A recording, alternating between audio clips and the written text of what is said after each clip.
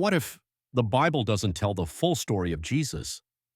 What if hidden writings, some buried for nearly 2,000 years, contain teachings so radical, so spiritually transformative, that the early church had to erase them? This isn't just fiction, it's real history. And today we're opening that door. You've probably heard of the four Gospels, Matthew, Mark, Luke, and John. But did you know there were dozens of other Gospels, some claiming to record the secret teachings of Jesus? Names like the Gospel of Thomas, the Gospel of Judas, the Gospel of Mary, and even the controversial secret Gospel of Mark. These aren't made up.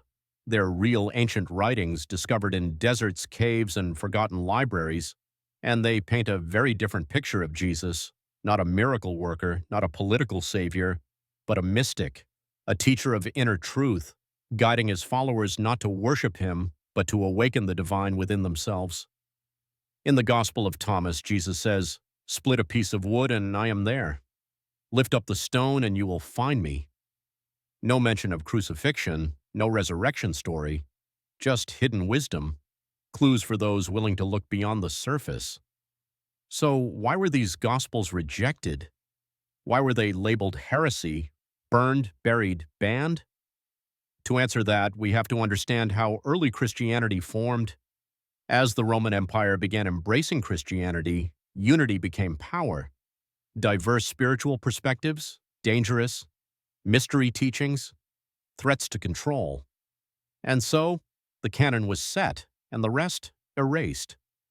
It wasn't until 1945 in a dusty jar near Nag Hammadi, Egypt, that a collection of ancient scrolls, now known as the Nag Hammadi Library, was discovered.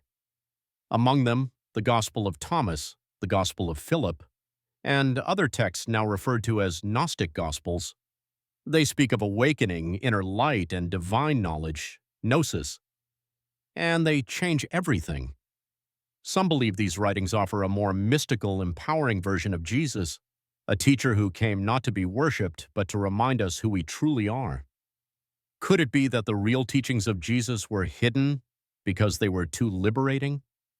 This is part one of a six-part series exploring the forgotten Gospels, the hidden teachings, and the spiritual revolution that almost never was. In part two, we'll dive deep into the Gospel of Thomas, a mysterious, poetic text that could change how you see Jesus and yourself. If you're curious, if you've always felt there's more beneath the surface, subscribe and come with me on this journey.